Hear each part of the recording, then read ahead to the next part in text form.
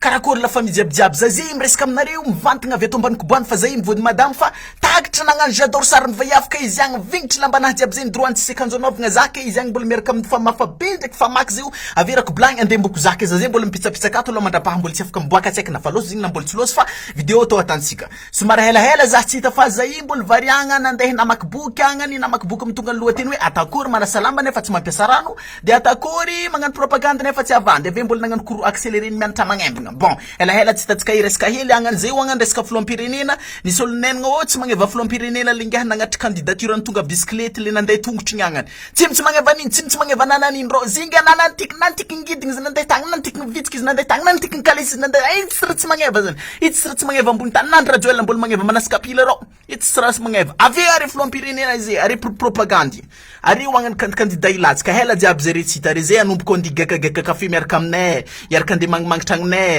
tandre mamangmang quartier misy zahela jiaby zay retsita agnany rasarasa t-shirt amin'ny quartier nay toa zahay tô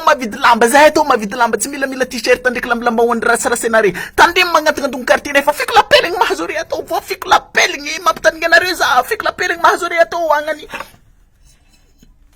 avery tankatso ta emo raiky tampianatra ny grève igny agnany reo agnany nambokomboko mpianatra igny ary nanomboka tsisy raha tany nanomboka tsisy fialamboly ary areo agnany police reko fa tsisy fialamboly agnany nda mamboly mangazo agny nda magnarato agny nda mivarotry fritovy agny fa tsy mpianatra bobobonare magnany ary mbo mangala ondraha reko fa tsy raha tao agnany dahalo agny agnaty ala agny samboragny fa tsy mpianatra mandradrabe arô agnany bobobonare magnany na za sesiky boasa la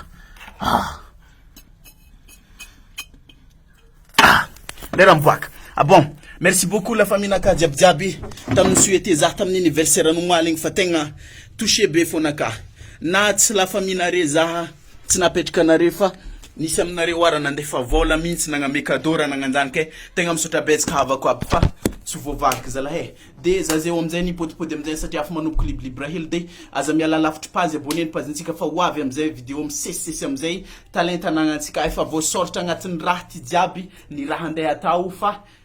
ta magnano montage ndraiky mangala le vidéo fotsika defa pare de hoanareo zay mitady animateur aza misalasala magnantso manafinare fa ko mbola resaka vava le baba talentantsika na menjagnahary antsika io ko mitady mpanentigna lanonagna antsova zandrinareo numéro apetrako aka fa merci beaucoup anareo retraretra de mankasitraka big up la famille jiaby ok